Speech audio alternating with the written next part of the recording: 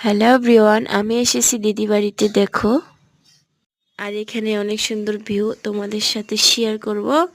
তোমরা প্লিজ ভিডিওটা দেখতে থাকো। আমি এখানে এসেছি আমার চুটকি মা জন্যে। চুটকি মা ঘুরতে নিয়ে এসেছি।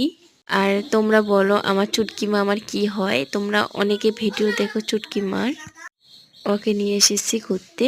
দেখো গাইস, আমার মুখটার অবস্থা কি হয়েছে, একদম পিম্পল দিয়ে একদম শেষ হয়ে গেছে। তোমরা বলো কি দিলে মনে পিম্পল গুলো যাবে। তোমরা আমাকে কমেন্টে বলো পিম্পলটা কি দিলে যাবে, আমি ট্রাই করব।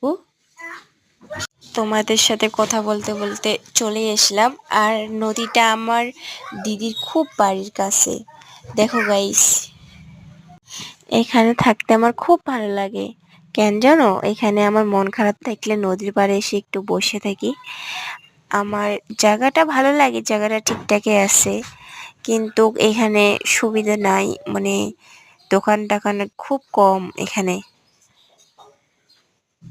এই অবধি ভিডিও ছিল। Good bye.